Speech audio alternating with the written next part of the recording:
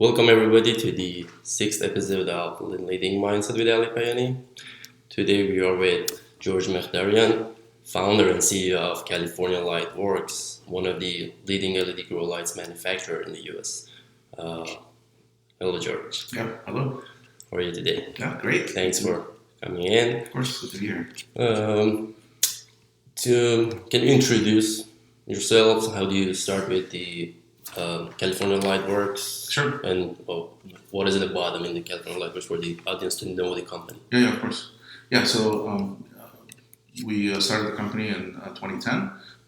California LightWorks manufactures LED-based light fixtures for the horticulture industry. So our lights are used by horticulturalists, either indoor or in greenhouses, to basically simulate the sun. So anything that you can grow outdoors, you can also do in a controlled environment.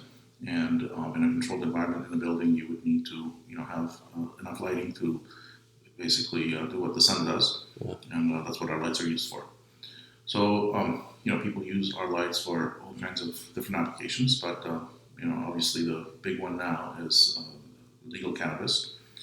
So that's driving our growth. It's been fueling it. Our fixtures range in size from smaller units for personal use to large-scale units that are used in large commercial applications. And we sell them directly on our website, as well as through distribution and greenhouse manufacturers and distributors. Great. So you started 2010.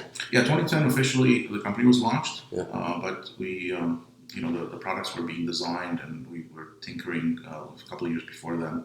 So the first prototypes I think we built in 2007, 2008 timeframe.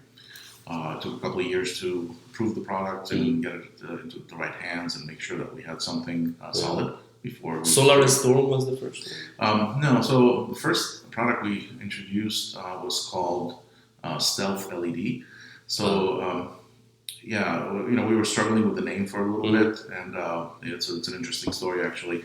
So at the time, so just a little bit about my background. My background is electrical engineering. I used to work in Silicon Valley. Right around the time when we were prototyping these light fixtures. So I was working for a large company, and on the side, on the weekends and nights, I was designing these light fixtures.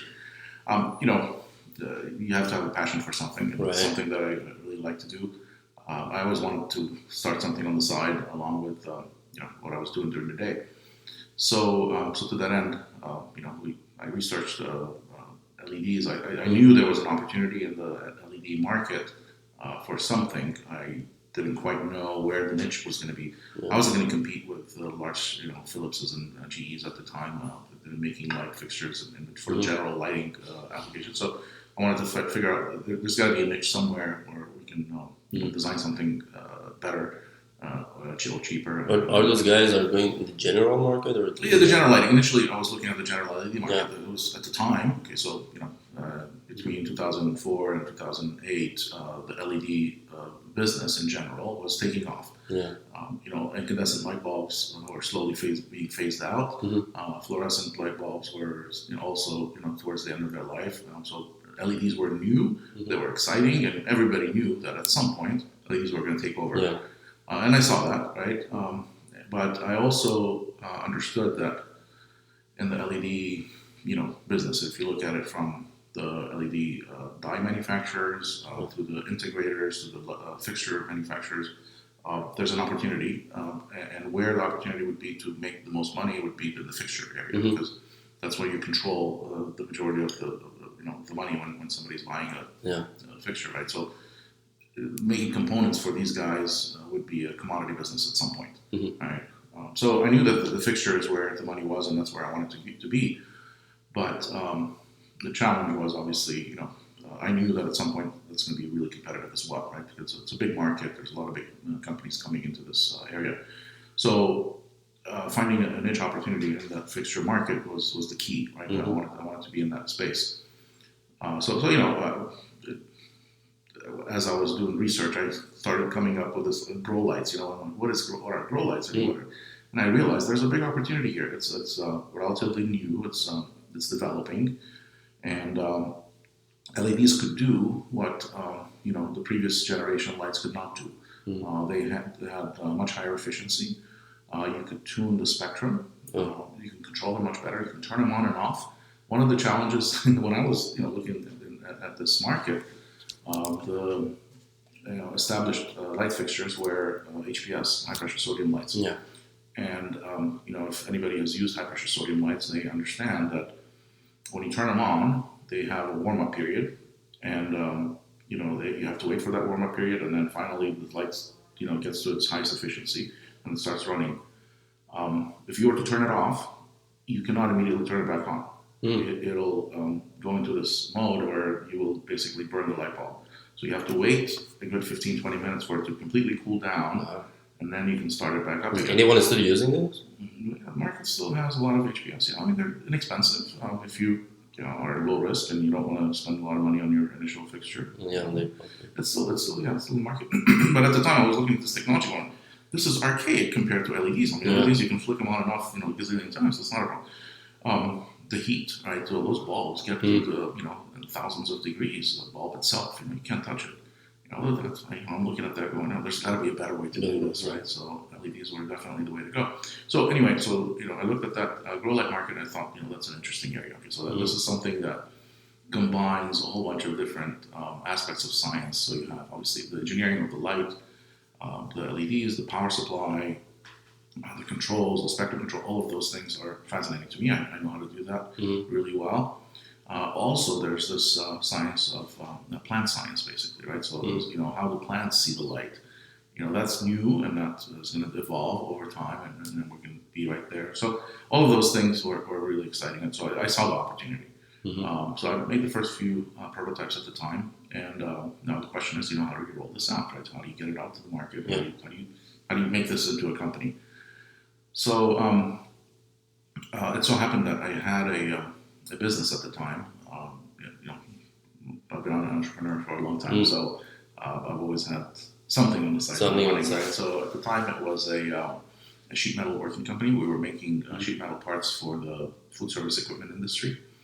My brother was running it day to day, and I was kind of overseeing it again nights and weekends. But you were also working in the So my day job was I was a marketing manager at a company called Synopsys in Silicon Valley. So, I was doing that during the day, and then, any spare time I had, I would be overseeing the operation of the sheet metal working company. Yeah. And that, we were doing okay. We had about 10, 15 employees, about $1 million a year in sales. It was a decent business. It wasn't growing, but it was, it was there. So having that was great because now I could use this infrastructure as an incubator, so to speak, for the LED business. Right? That was my goal. And at some point, hopefully overtake that business and kind of move on. And that's exactly what happened. But at the time, obviously, I didn't see how big the opportunity was going to be in the LED grow lighting. So anyway, so we made the prototypes, and okay, now we got to figure out how to get this thing out to the market. So first thing I did was I gave it to a couple of my friends. I said, okay, we'll test it. Let me know what your feedback is. Feedback wasn't great. They didn't know what they were doing, and they so I was a little discouraged, just a little initially. But then I went into Craig Adams, my VP of marketing. So he was doing the same thing. He was also looking at this from a different angle. One of the reps for the LED, LED diodes, happened to put us in touch with each other. Yeah. Because he was calling them asking for LEDs. I'm like, what do you know about LEDs? I'm trying to put this thing together. Well, that's how you met me. That's how I met Craig. So the guy goes, look, this guy knows how to sell. He's got the sales side, and you've got the manufacturing side. You guys should talk. Yeah. So it was an introduction. You get introduced to a gazillion people a day, right? You don't know what's going to happen. Yeah. But it was one of the best introductions, obviously, because it totally worked out. Anyway, so he was also looking at this, but he was also connected with the growers, right? So he understood how to, he had gone to Oxford University. He understood how to grow, pot at the time, and there was a whole underground, cannabis operation, all over Southern California. I was not connected to any of that, right? So he was there. So he liked the prototype. When I gave him the prototype, he really liked it. So he had a store. He had a hydroponic store at the time. He goes, let me put it at the store and see if we can sell these. I go, well, how many should I make? He goes, well, I don't know, how much money do you have? I said, let's start with 300 fixtures. Okay, so we're going to make 300 lights. Okay, well, it's a lot of money for somebody. I'm like, okay, well, we're going to take the risk. We have to take this risk and see what happens. So we made 300. And actually, I think we made 100 first. And then... and this is 2000? This is 2008, 2009 timeframe. All right. So, so he took the first 100 units, he put them in the store, and then 2 weeks later he calls me, well, George, I need more. No, he's okay, so low. all right, okay, this is good. So I give him another 200, I think. So anyway, after, a month or so, he had sold the whole first 300 fixture round. So there was a lot of interest in the market in this new LED technology. Everybody had used HPS before. LEDs were new, they were exciting. Everybody was, okay, let me try it. And they worked really well in the vegetative phase of plant growth. Again, I didn't know. And so I'm trying to learn and try to adapt and try to, improve the fixture so we can do everything that customers want us to do. So anyway, so going back to, we noticed that there's an opportunity and there's also a pain point. So customers have this need for a better light. Okay, and a lot of them are concerned, especially the underground growers at the time. They were really concerned about the heat and the potential risk of fire. There were plenty of stories. And the energy. Well, yeah. So when it's underground, right, it's quote unquote illegal. You're worried about two things, right? One is getting caught by the electrical company because you're using too much power. Or, an accidental fire happens and then the fire department shows up and so sees what you're doing, right? So LED solved both of those problems. I mean, I wasn't encouraging people to do something illegal, but the market was there. That works. You have to go where the market is, right? So it was, in a way, it was coming from Silicon Valley. Everything's clean, kosher. Coming to this underground industry, it was a little strange, so to speak. But look, I looked at it from okay, I'm starting a business. It's an opportunity today. It's a jumping point because I also understood that eventually this technology is not only going to be used for cannabis, it's going to be used for everything. And that's still my vision, by the way, that the planet's growing, the population is growing, and we're not going to have enough land to grow enough food for the entire population over the long term. So we need something new, and vertical farming is relatively new today. I totally believe that that's a solution because you can grow in urban centers, you can grow close to population centers. It's at some point we can do it more cost effectively. We can do it with less water. Water usage is also an issue, right? So all of those things could be solved over time with a controlled environment agriculture, and lighting is a key part of that, right? But even people growing vegetables at home. Yeah, well, of course. Plants or absolutely, yeah, you can do that. But I'm talking about doing it at a mass scale and doing it for to feed for the population, right? So I think eventually this is where it's going, and that's what I kind of saw. The vision was at the time. Okay, well, today it's cannabis, and tomorrow it's going to be tomatoes, cucumbers, and leafy greens and all that. So yeah, I mean that's kind of where we did. After the first 300 units were gone, we got really good feedback from the growers. Okay, so they really loved it. The price was a little high, and that's with any new technology, the price is always going to be high initially. And then they also said that it's working really well in the vegetative phase, but in flowering, it's not really delivering results. But even for vegetative alone, that's still a big opportunity. We saw that. So after that, now that we had enough feedback, we kind of realized there's an opportunity here. At the time, Craig ended up becoming an executive at a distribution company that was in Riverside at the time called R&M Supply. So R&M Supply was a hydroponic distribution company, and he was Craig was he knew the owners at the time, so they needed somebody like him to run the operation. So he went in and he introduced the LED fixture to them. They got really excited. So I figured it's a new product. Distributors are always looking for something new to put into their lineup, into their catalog, and to push it, especially with high-tech items where there's a lot of margin for them. So they were super excited. We looked at it at the time and they go, okay, well, they took a risk and they said, okay, we'll give you an order for 1,000 lights. So, 1,000 fixtures. At the time, I think we were selling for around $250, $300 a unit. So it was, a substantial amount of money for me to go, okay, I have my day job. Okay, does it make sense now to, make a business out of this, right? Just quit the day job and go after this full time. And, it was a tough decision. I was making good money doing what I was doing at Synopsys. How long did it take from at the time that you decided to go to the LED, and then to the point that you decided to quit your job? Quit my job. Okay. So again, I wasn't doing it full time. I wasn't doing it aggressively every day, right? So it was, a few hours here and there, but probably I'd say a year and a half at least. Yeah. I think. Because some of the point that we see is, again, as we discussed before the show, was the lack of patience maybe with some of the entrepreneurs. Yeah, look, and I totally understand that. Yeah, I've been there, right? So in my 20s, I was like that too, and I wanted things now. I wanted to make sure things worked really well. So I'll give you a couple of anecdotes. During college, I was supporting myself. I paid my college tuition all by myself, and when I graduated, I had zero debt. So it was I was very proud of that. But I did that by doing work on the side, and the work that I did, I had a small company, and I did window coverings. I was doing vertical blinds. So there was a fabrication company that I had, small, myself and a couple other guys. So I would go to homes, measure their windows, and then come to the little garage that I had. And I would cut these up and fabricate them, custom make them, right? It was a great business. I made enough money to pay my tuition, and I put myself through college.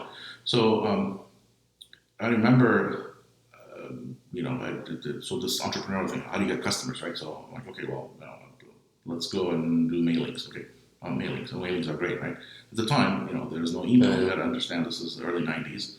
Email was brand new, right? So there's no website. There's no, so everything was being done the old-fashioned way. Yeah. So sending actually, snail mail to customers was one of the avenues of getting customers, right? So I don't have a secretary, so voicemail was new, believe it or not, back then, yeah. So we're talking way back. So I had a voicemail, so thing set up, and people didn't know that it was a voicemail. They thought they're calling an office and leaving a message on a messaging machine, right? So, and then as soon as the voicemail came in, I would be notified. I would be in class, and I'd step out, check the voicemail, call the customer back, to go back in class. So anyway, so this was set up in a way, kind of like the officeless, the companies of the day, right? Anyway, so I'm like, okay, we're gonna send out mailers. Okay, so I went and bought these stickers. The company was selling mailing lists for people who just bought homes. Anybody who just bought a home, got registered in the county. They would get their names and they would send you this pressure-sensitive stickers. And they're stickers. They're not, you're not getting a spreadsheet. You're getting actual stickers, right? So, it's a one-time use also. They tell you, you can't sell this to anybody else. You got to use it only once. And then I go, well, how do you enforce it? Well, apparently in this list, they also had a few addresses that come to them. Oh, so they wanted to make sure that every time you use it, they would know that you used it. And if you do it more than once, they'll come to you and say, oh, no, listen, you're using it twice ago, it's more money. Anyway, it was interesting. So we got these labels, and then putting together these envelopes. So what do you put in here? How do you make this attractive? So it was a learning experience. But coming back to this, not having patience, I'm like, okay, well, I want to send these out. I want customers now, right? So you said, okay, well, sometimes it takes a week to a week and a half for them to get the letter, right? And sometimes you don't get a call back from that customer for a month, maybe a month and a half, maybe 2 months, maybe sometimes 6 months later, right? It's not like, email where you send an email and then you know exactly who opened it when. And, there's this email, there's just, you have a 6-hour window. And in 6 hours, you know how effective your mailing was. Right. Well, back in the day, it took 6 months to know. It was not fun. Yeah. So, I had to learn to be patient. That was something. So maybe that's one of the things that you knew that you have to have the patience. You are. Because somewhere I read that the problem with the millennials is that we grew up in the technology world, that everything is fast. Absolutely. When you wanted to order something on Amazon, and like, there's one click. I completely understand. Tomorrow there's like shipping. Yeah. So, okay, look, you always want that to be fast, right? So, when you're younger, you always want that to be fast. But, back in the day, there was no such thing as fast. So, you had to learn to be patient. You now, unfortunately, technology is such that it's reinforcing that need to be, I want it now. I want to know exactly what's going on. So that, is making them want the results also to come fast, right? Right. So because everything else is happening quickly, they kind of want the results to happen quickly. And unfortunately, that's not how it works in the business world. Yeah. The business world, it takes time for. There's this dynamic that builds, right? So you build a brand, word of mouth goes out.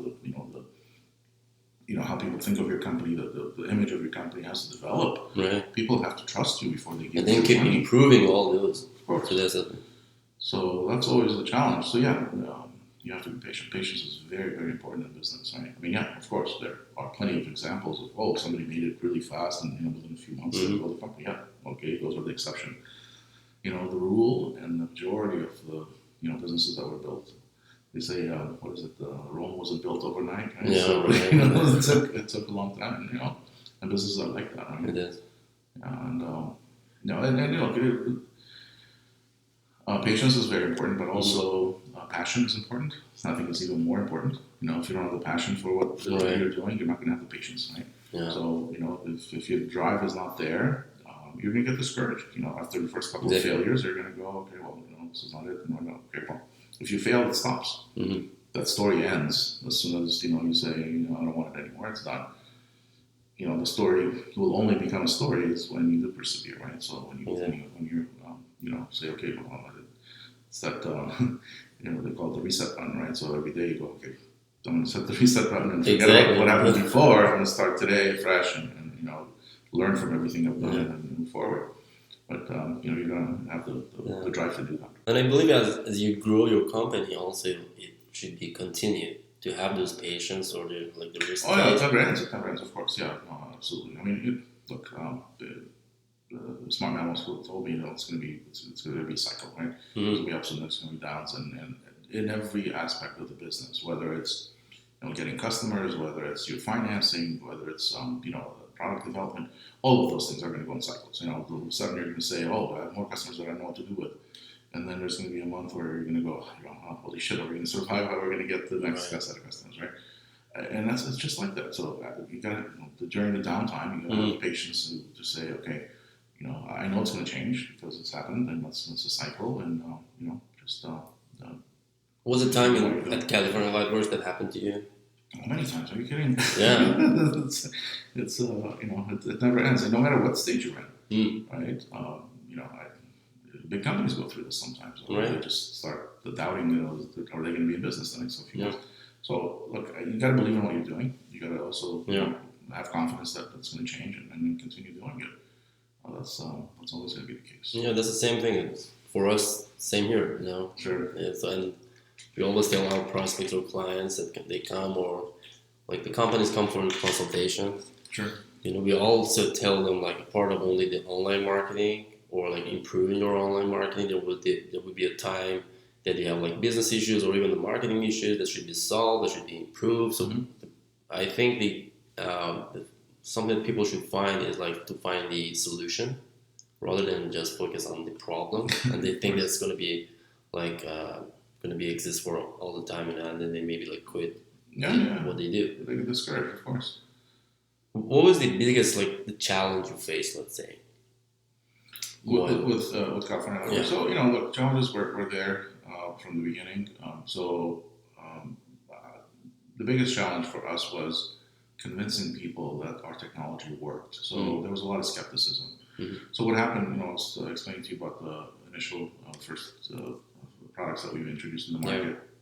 So people loved them, but at the same time, there was a big flood of cheap, low-end, products made overseas, China, that were flooding the market. People were bringing them in at really low prices and claiming that they can achieve miracles, right? Yeah.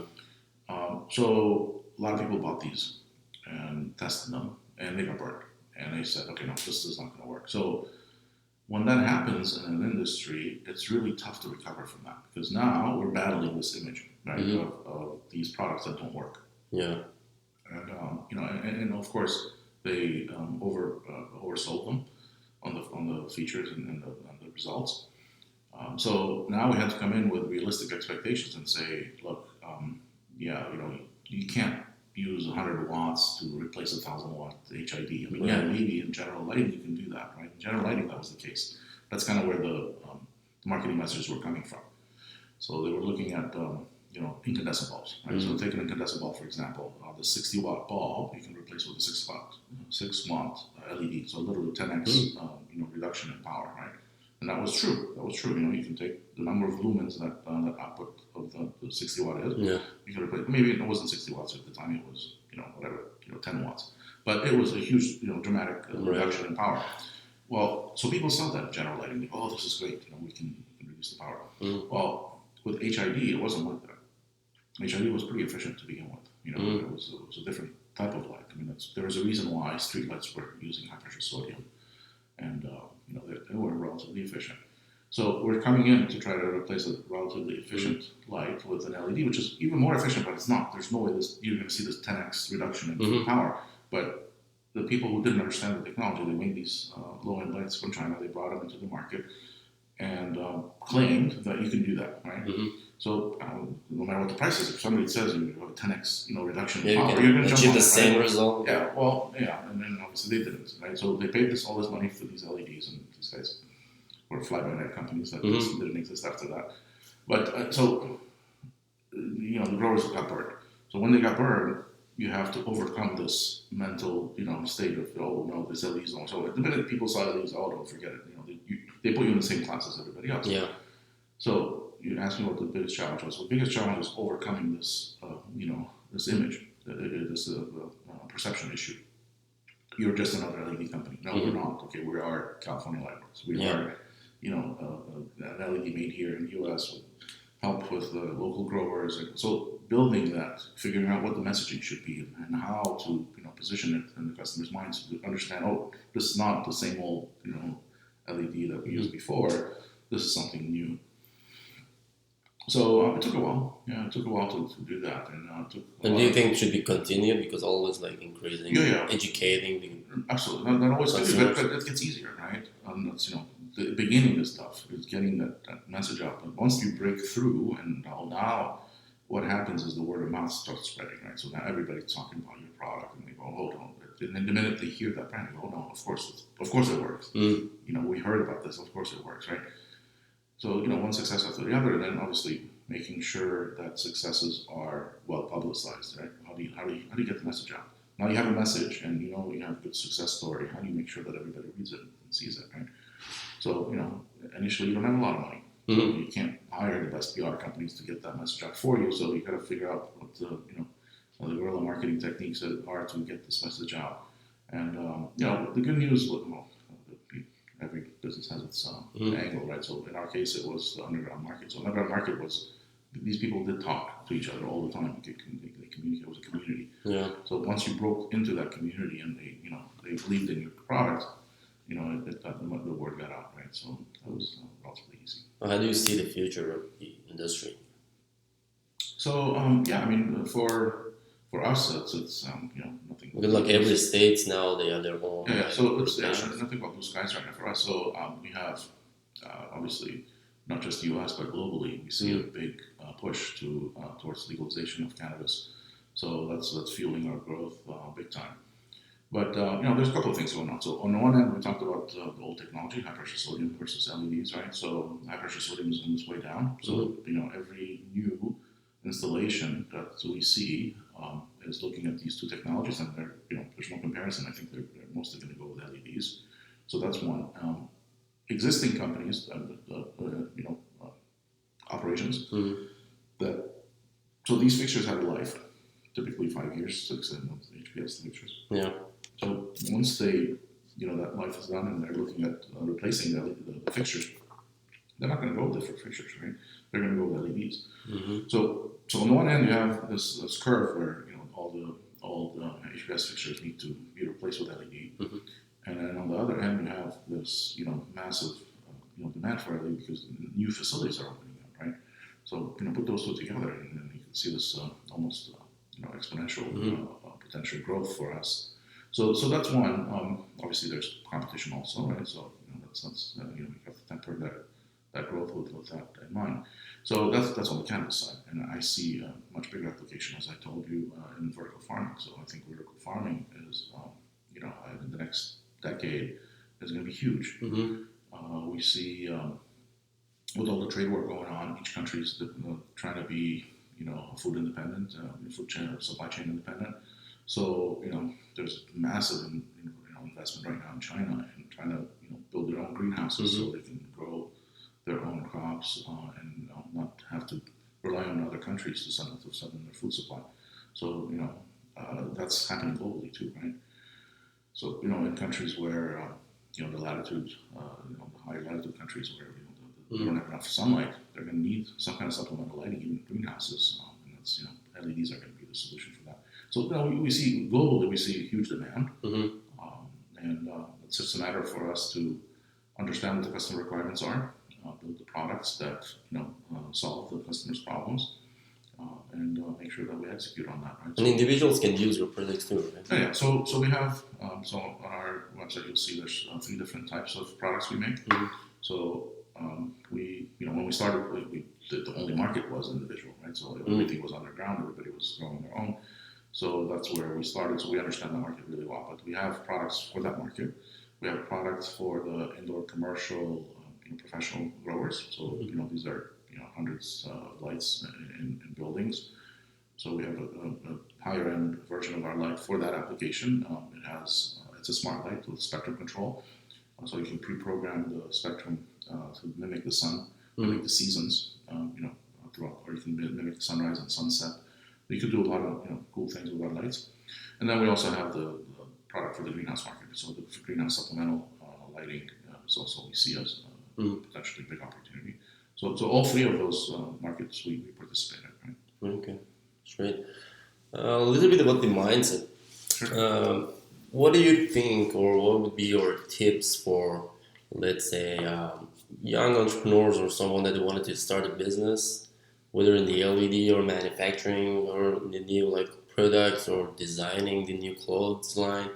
So what would be your advice to them? If you want to say let's say 3 important stuff, because what I'm thinking is I'm always telling people in consultations or as a mentor is there is the business issues that we have to know about and have the skills. There's entrepreneurship skills we have to have.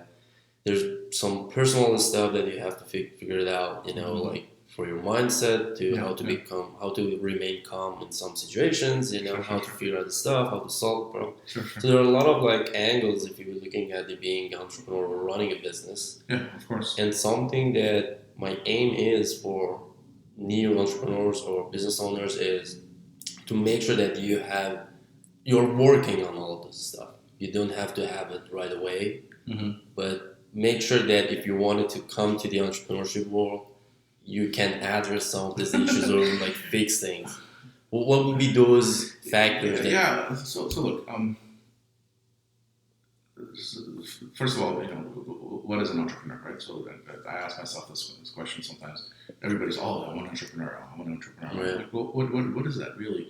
Well, entrepreneur is a risk taker, right? Is somebody who wants to, build something, do something that requires potentially a lot of risk. There's a lot of downside if it doesn't work. So you got to have the passion for that. You got to really be driven, right? Day to day, every morning you have to wake up, regardless of what failures happened before. You got to say, okay, I'm ready to do this. So the passion and dedication have to absolutely be there. If you don't have the stomach for that, if you would rather have a much more comfortable job, and by the way, not everybody does, right? So even though you're right, the millennials today, everybody wants to be an entrepreneur, and I would like to say that I would never discourage anybody. I would say, okay, so here's one thing from a mindset standpoint. You definitely don't want to look back at your life in your 30s, 40s, 50s, and go back and say, I wish I had done this, right? So not having regret is absolutely important. So to that end, yes, absolutely. If you have an idea, you want to do something, do it. It's okay. Because even if you fail, at least when you look back, you go, Yeah, I wish I could you do can it. say I wish I could have done that, right? So to me, it's just to kind of reflect on my life. So I look back and it was my mid late 30s when I started California LightWorks. That's what I thought. I thought, okay, well, if not now, when? Right? I have this great job. I can probably, I had this discussion with my boss. If you ask me where I see myself in 5 years, I go, oh, I want to be VP. He goes, that's not going to happen. He literally told me that's not going to happen at this large company. Mm. I go, well, how long do I have to wait? He goes, well, maybe 10, 15 years. I'm like, I don't know where 10, 15 years, so I want to do it now. But, that's why I ask myself, if I don't do it now, when am I going to do it? I'm not going to do it in 10, 15 years. Right? So you don't want to have that. So if you have that desire to start something, do something, do it. That's fine. If you fail, it's okay. You're going to learn from that. That's never a loss. Failure is actually, that's an officer we used to say, we want to see failure fast. Mm-hmm. Fast failure is great. Slow, prolonged failure is bad because now you lost all that time and then you realize you failed. So you want to fail fast if you fail. Mm-hmm. And then you can always pick up and learn and then move on and improve on that. So, not having regrets is very important mindset-wise. So, definitely do it. But, you may realize that, okay, well, you learn that you're not cut out for this. There are the other mindset, when you're young, you don't realize this, but there's a big sacrifice you make when you're an entrepreneur. An entrepreneur, if you aren't really dedicated to your business, it's an all-consuming affair. Right. That means, losing sleep at night. That means, working weekends, working nights, whatever it takes, right? So if you have that drive, that's what's going to happen. Now, in your personal life, there's a lot of things that will, unfortunately, you have to compromise in order to do that. Whether it's friends when you're young, whether it's your family when you're older. So, you got to be ready for that. You got to figure out a way to balance, obviously, your life. Obviously, you'll go insane. But, it's something to be prepared for. Was watching a new podcast, and it was the guest was saying it was just a short conversation. I don't know what was his name, but he was saying that mainly people maybe look at the entrepreneurship because they are looking for freedom. Yeah. So but the point is maybe you can get those freedom by being a manager of a company.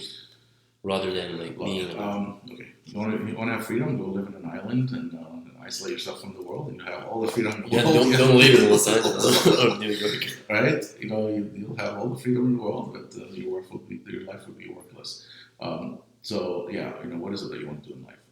To me, they go, oh yeah, everybody wants to make money and retire early. Oh, that's the thing, you retire early. Okay, and then what? And then what do you do? Oh, I want to travel the world. Okay, well, yeah. And that gets boring after a while. There's all kinds of ways I can stay busy. Okay, that gets boring too after a while. Being an entrepreneur, building companies is exciting. I remember it was Michael Dell. It was the early days of Dell when we were seeing a lot of success. There was a student that raised his hand and he goes, "Oh, your company's worth X many $1 billion. Why don't you cash out and go sail the Pacific?" He goes, sail the Pacific. He goes, I've already done that, and it's boring. He goes, do you know how much fun it is to run $1 billion company? No, not everybody knows how much fun it is to run $1 billion company. He was right. So, if you have that passion and you want to build it, the reward that comes with, building something, business is, it's not something you can get by, sitting at a beach, sitting on a tequila, right? So, I think that's one of the things.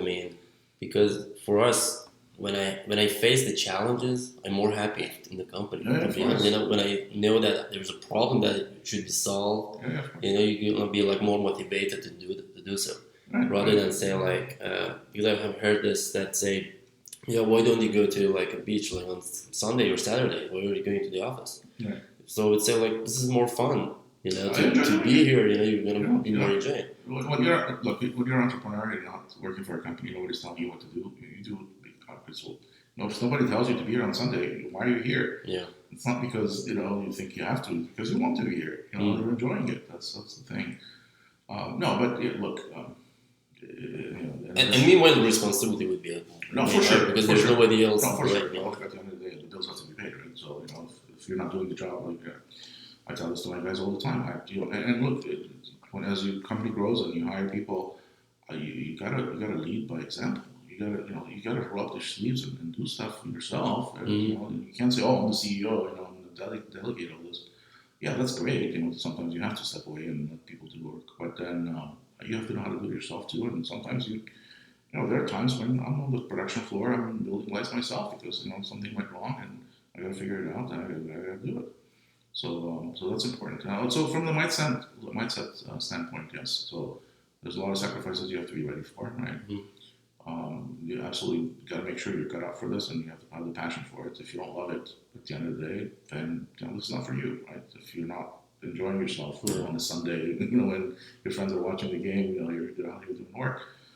Everybody. Well, I saw the video that when my team was shooting the video at your factory, and I saw one of the footage that it was 9 p.m. something. Then I saw you at the corner of the factory. No, there was an issue with one of the machines. Like everybody was left, and then you were like working on that happens quite a bit, right? So it's one of the things I enjoy doing, right? So it's just an anecdote here. So one of the areas that I know really well is electronics. So we build circuit boards at the factory. So that's something that I know how to do really well. And it's one of our fortes is in that we can do all of that in house. Most of our competitors bring those components from overseas. One of the first things that I did is I brought what's called a pick and place SMT machine, and I set it up myself. And I had not done that professionally, for the companies that I work for. But if you're an engineer, you can figure it out. But again, that's exciting to me. Sitting there and figuring out how this machine works and programming it. That to me is that gives you joy seeing it. Once you spend the time and it starts working. So I'm one of the people in the factory that does that. So something breaks down, I have to go fix it and I'll go do it. Do you think that growing a company is harder when you started, or like now that you're growing faster and faster? Yeah, so the challenges are different, but the core, skill set and the dedication and all of that is the same, right? So the challenges are different in the sense that, now you have revenue, now you got to be a little bit more. You have to learn how to delegate more, right? So the bigger the company, you have to learn how to let go of certain things. Otherwise, you can't, you cannot continue growing, right? It'll limit your growth because your time is limited. That's one of the things you learn, right, as the CEO of a company, is you only have so many hours in a day. Even if you work 24 hours, it's only 24 hours. You can't push it any further than that, right? Yeah, it's not 8 hours. Okay, fine. So you're working 12 or 15, but then you can't go any more than that. So you have to figure out how to scale the company, and the only way to do that is to delegate, is to create, start letting go of certain tasks, right? So. That happens on every aspect. So you realize what your forte is, and then you kind of focus mostly on those. But also sometimes, like, I'll give you an example. A friend of mine also has a company about the same size as mine. He said, look, he's an engineer as well. And he goes, I want to be CTO. I don't want to be CEO. He goes, I want to hire a CEO. And, that floored me. I had never thought about, potentially stepping away from the CEO role and letting somebody else run. Well, yeah, that may happen. You may get to that scale at the point where you go, I don't want to do this stuff. This is not what my strength is. My strength is in the technology side, and I want to step away and only focus on product development and let somebody else run the company. So that's something you have to figure out. When you're small, there's no choice like that. You have to be you have to be everything. Yeah. You have to be CFO, CEO, right? So the challenges are different, but obviously you still have to. Dedication and the passion has to always be there. Do you say, like, for the entrepreneurs or like business owners that think that they have to have an impact when they buy their products and they want to do something, versus the people that think of like what product can sell more? Let's find a product that sells more, versus the mindset of saying have a product that can help. Sure. So. At the end of the day, you want to make a difference and you want to feel good about what you're doing, right? So some people can say, okay, I feel good by making money, regardless of what it is, right? So, and if that is, you can sleep better at night doing that, that's fine with you. With you, that's fine. To me, I enjoy solving a problem, right? I look at it from a customer standpoint always, and that's something you learn over time in marketing especially, is, okay, what is the customer's pain point? What is it that we're trying to do? And if we solve that problem and we make that customer feel better, that can accelerate your company's growth much better and faster than anything else, right? So to that end, it also makes you feel better, and it makes you it's more rewarding seeing your product in action, doing something good, right? In the early days, it helped the company. There were some cancer patients, for example, that were benefiting from medical cannabis, and they loved their products because it was simple to use. It was you didn't have to worry about the heat and whatnot. So when you get emails like that from a customer that says use your product, we were able to grow this medicine, and it helped us quite a bit in our life.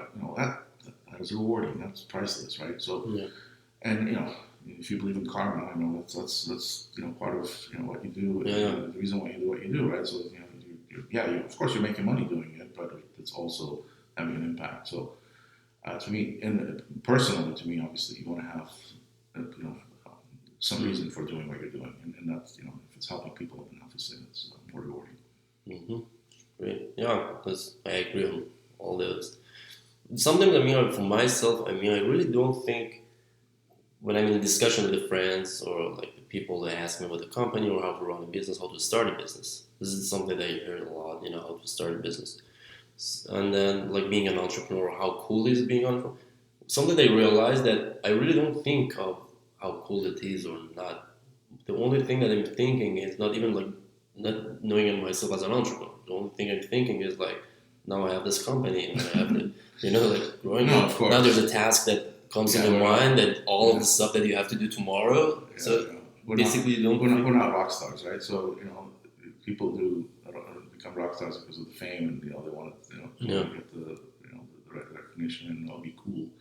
Yeah, no, obviously, if your goal is to be cool, don't be an entrepreneur because that's not for you. So that's basically not something that's gonna happen. Not necessarily, sure. Because like as you said, entrepreneurs or CEOs or the CEOs of companies that are working like every day, Saturdays, Sundays maybe, so that there's no time, a lot of like sacrifices. Sure. So there's a long way to go, and then there's a lot of like sacrifices, and there's nothing cool about it. Look. Yes, absolutely, that's true. But the point of being cool is like the feeling that we have ourselves, to like enjoying the process. For sure. And look, everybody around you is going to be proud of you, and your family's proud of you. And you won't say it every day, but that's something like my dad was an entrepreneur. He had businesses and stuff. He recently passed away, so to me, I reflect on his life and I go, that to me, he was a hero, right? Hopefully the people around you see you that way. They don't see you as he's working all the time, right? So they'll see you as he's accomplished all this in his life, and he was dedicated to making that happen.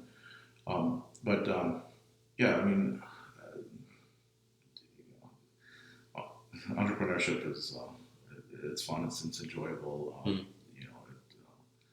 It definitely requires a lot of risk and.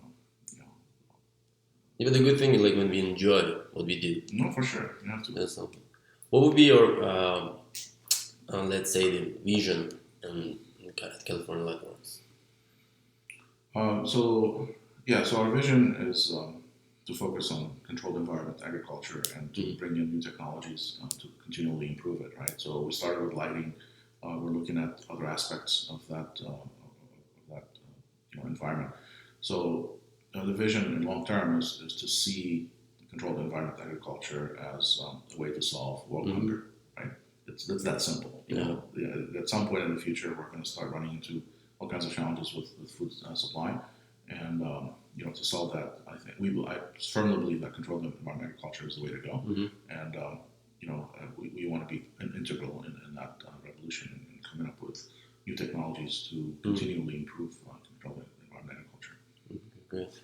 We're going to have all the links to the website, to your social media accounts, and the bottom of the description of the videos, and also like the other platforms that we share. Sure.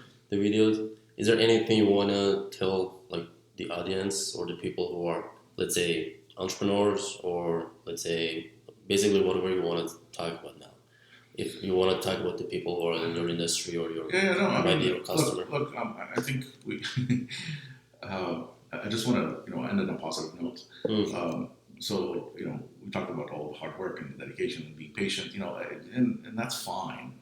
I think mentally people need to be prepared for that, but let's also, not discourage young people from becoming entrepreneurs and starting businesses, right? So, you start something and you look at it 1 week, 1 month at a time. You don't look at it, in 10 years, my God, it's going to take me this long to get there. Well, maybe it won't, right? And if somebody told you that you have to wait, 15 years for the success to happen, maybe you'll be discouraged and you'll go, forget it. Because it may not. Maybe it'll happen in 2 months. Maybe it'll happen in 5 years. Maybe it'll happen in 3 years, right? So we never know. We never know the future, right? We trust in your abilities, right? You always have to be confident in what you can do, and work as hard as you can to get as far as you can. Now, of course, patience has to be there. If it doesn't happen in 2 months, you can't quit, right? That's coming, right? So that's the key. But I definitely don't want to discourage people thinking that it's going to take that long. Yeah. I believe we need more positivity and we need more encouragement. No, absolutely. Like, positivity is very, very, very important. Very important. I can't stress that enough. And surrounding yourself with positive people also is very important, right? In personal life as well as in business. If you have an opportunity to interview people, and to me, the mental attitude is much more important than the skill set that they have. You can always teach them the skill set. You can always they can improve on those. But if they don't have the mental attitude for the company that you're in, and the first thing is positivity, is positive image and how they project themselves in front of customers. Very important for customer service. Very important for salespeople. If they have a negative attitude, that's going to bring down your entire company. And you start talking to them. Salespeople is very important. This is one of the aspects. So, they'll always come up with an excuse why they weren't able to sell. Well, the positive salesperson will tell you, look, I have, this one didn't work out, but I have 5 other ones, and I'm going to focus on those, and tomorrow I'll come back to you with something. Right. They don't tell you, we lost this one because your product wasn't good, and our competition did this, or well, I know all of that. I hire you. Right. And if I had a product that sold it, I always tell the sales guys this: if I had a product that sold itself, I wouldn't need you. Sure. The fact that we have a product that has these challenges is the reason why you're here, to go and figure out a way to sell around that. Yeah, and find the solutions to them. Of course. Instead of complaining of the problems. So positivity is absolutely important. You got to start with you being positive all the time, and projecting that on the people that work around with you. So so that's the main message I want to get across. From our company standpoint, I think you can go to our website, or we always have new products coming out. We're working on some new technology, really exciting technology that we'll be announcing in the next few months, that we believe is going to revolutionize the horticulture industry. So stay tuned. Great. So the last point was the positivity. Absolutely. Great. So it's been an hour, and I really appreciate you coming into the show. Sure. Yeah. Really hope we can have you again, in the next episodes maybe. That'd be great. Great. Thank you. Okay. Thanks.